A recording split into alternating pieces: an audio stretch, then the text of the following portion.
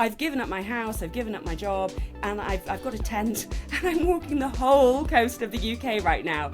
This is Obsidian. And they're like, yeah, we know what Obsidian is. We use it in Minecraft. Now, you used the word there, Jill, brainstorm. I despise brainstorm. Oh, sorry. So we're going to talk about where ideas come from.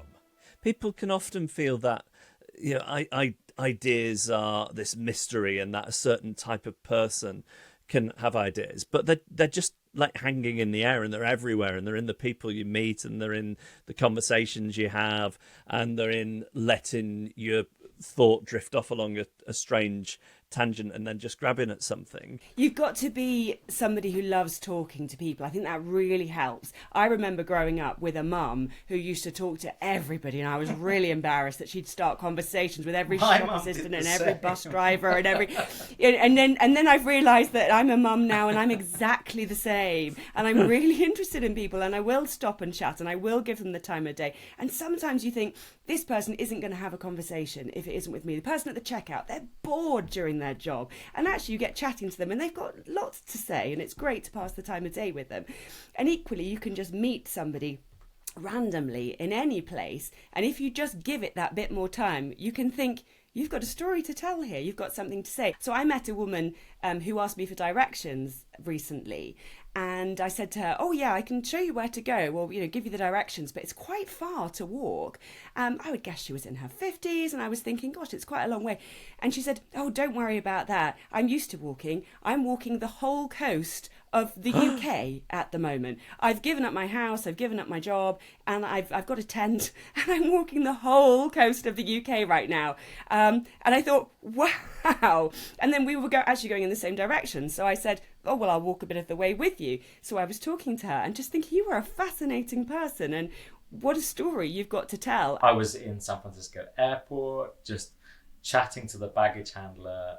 He's called Leonard Davis, and he was telling me about this urn that was underneath his X-ray belt, and I was just amazed by his story, his tone, his way of telling a story. If you ever are there and you want to store your luggage in San Francisco airport, ask for Leonard and ask him to tell the story, and you'll even see behind his desk a gold award from New York festivals for his radio program called Leonard's Travels on the BBC World Service and Radio 4, actually. So yeah, he was amazing, and I think these personal stories are how we get some great stories on the radio. The bit that people often think is the hard part is the inspiration, or the generation of ideas.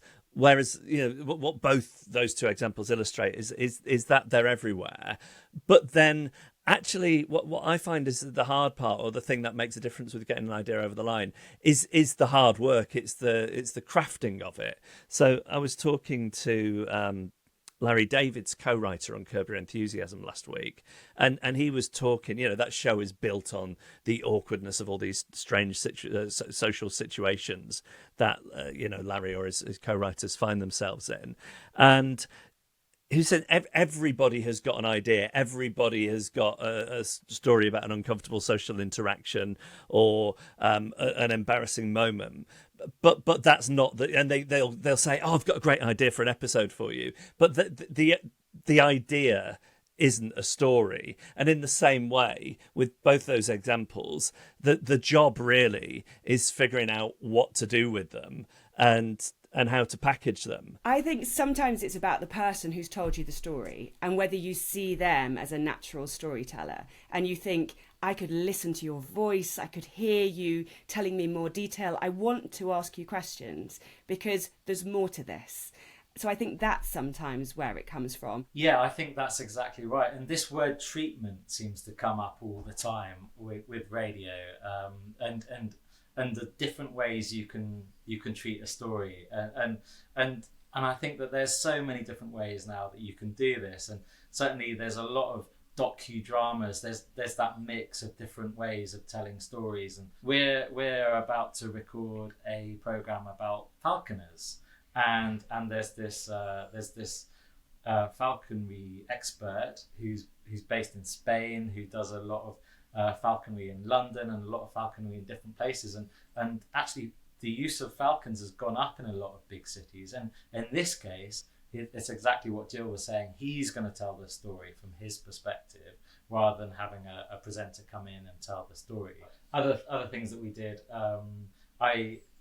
Jenny Crane is an announcer on BBC TV, but before she did that, we did a documentary together called Padre Parry, and it was about this padre who served in the Second World War. But the reason why we did it about him and the D-Day landings was because she just happened to find this suitcase in a charity shop in Crystal Palace, and she read the name on it, Padre Parry, and she thought, who is this guy? And she did this huge amount of research. She had this huge file. We went into Radio 4 with this huge file of research that she'd done on Padre Parry, all of his family, all of his relations, all of his friends, and it really helped things like the people in the army that he was with, because he was a padre serving with the army. This was a story that I didn't know about, that every unit had their padre that they would go out with, out on manoeuvres with, and they called him Pissy Padre Parry because he liked to drink, and the little nuggets like that, and you think, this is gold. This is great. He's got a nickname. Fantastic. Let's do a whole documentary on him. And what do you know? He's a D-Day war hero. And sometimes people will research into their family trees, won't they, as well? And so they find out about somebody in their past that they were related to, or they get speaking to their grandparents, and then they have these amazing stories that emerge. So I did some programs around, my grandmother was a suffragette, and there's this huge sense of pride about the women that were finding out that their grandmothers were involved in that movement, and finding out about some of the things they did, and seeing that woman now and not quite imagining that she would have it in her, and then realising that all the things that she got up to when she was younger, and the difference that made. It's a little bit about being able to sniff the air. I'm thinking of the Bisto kids smelling the gravy and following it. It's just been about to figure out what makes what might be a good story, or what is it about this person that I'm finding so compelling. Pete, you've done a lot of work on the geopolitics of China, which is really important but really dry, and you don't necessarily your way into that isn't necessarily somebody with an astonishing story. It's your job as the producer, as the craftsman of the audio, to find a way to make that compelling.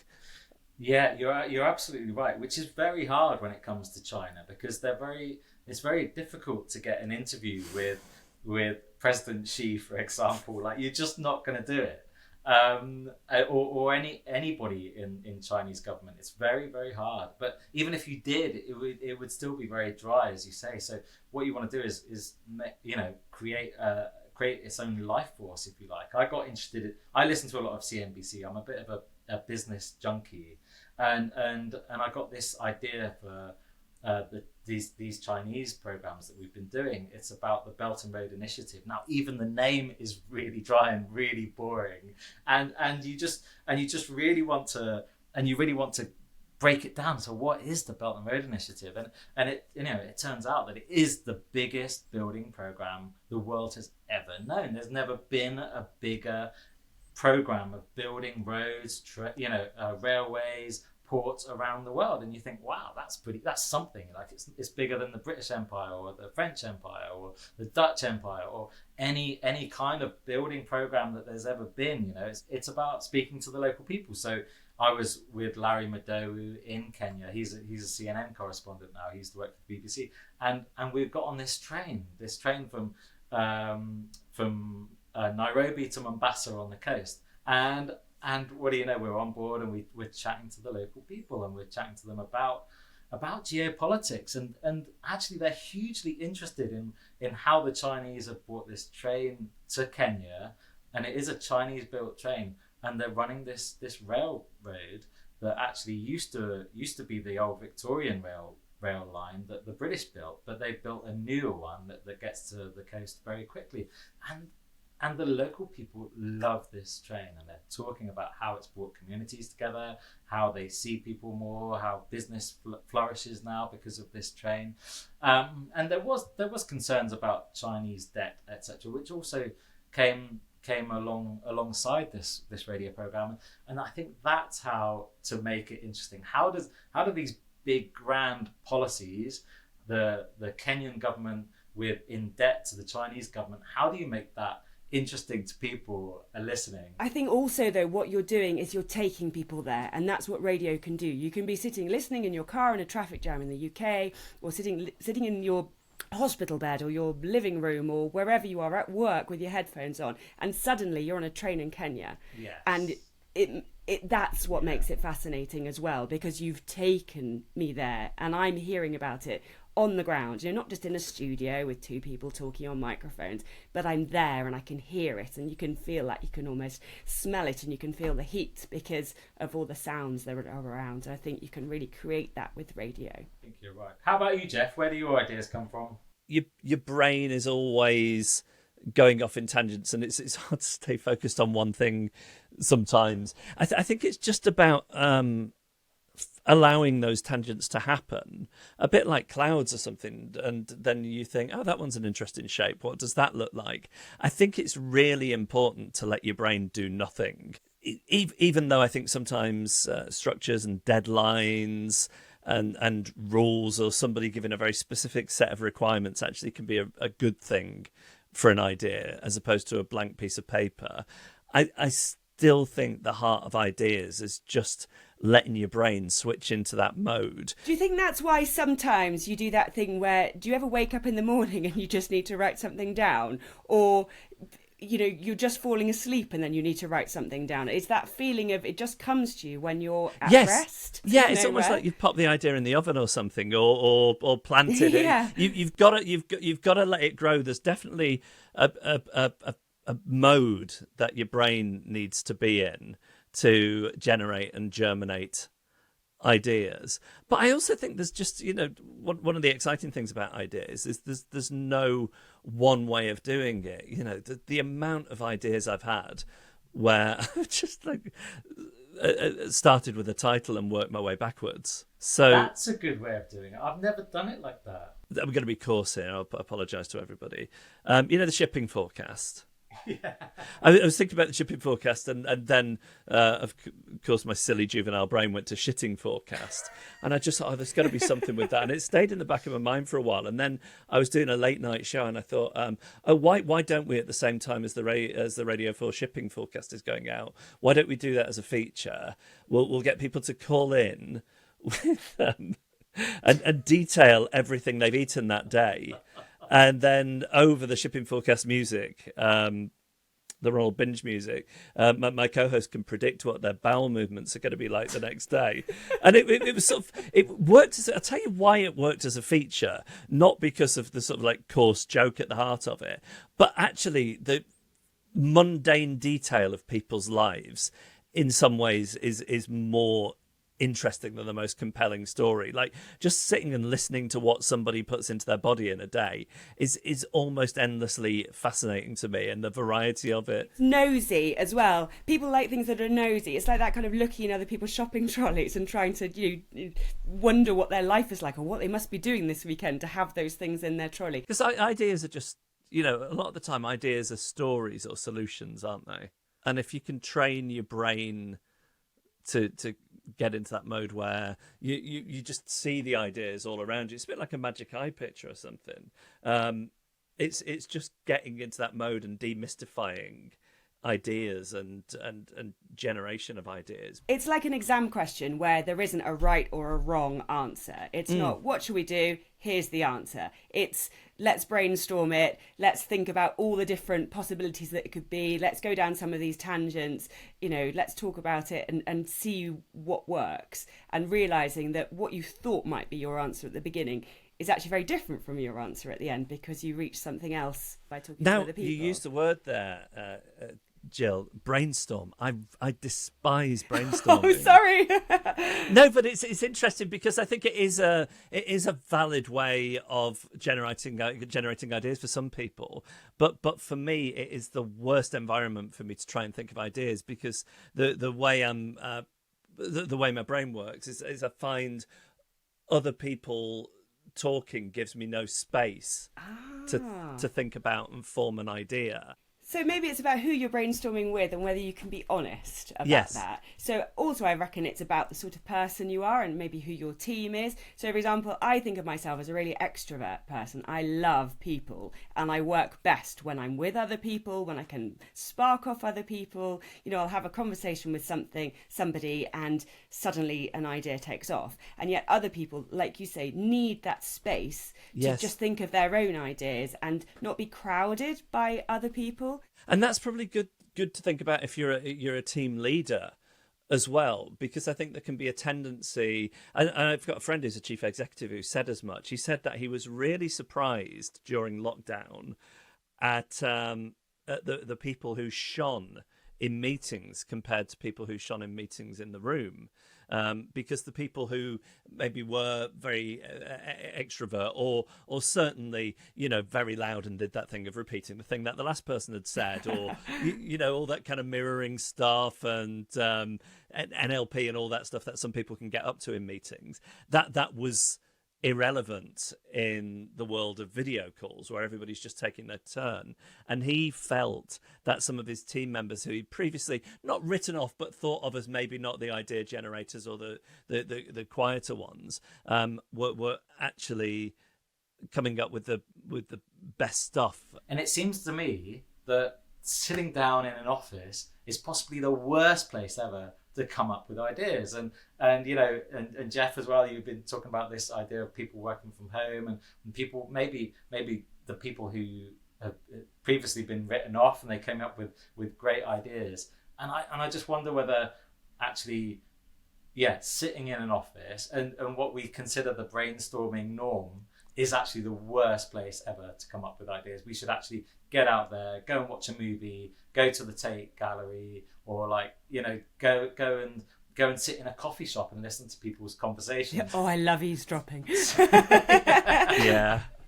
But isn't it kind of all of the above? Like, you know, the whole point of this is there's not one way to generating an idea. So if Jill's in a meeting as an extrovert and getting energized and feeding off the stuff that other people are saying and building on that, that's one idea that's one way of generating ideas. You know, one way is getting out there and talking to people, or sitting as the voyeur in the coffee shop and just eavesdropping.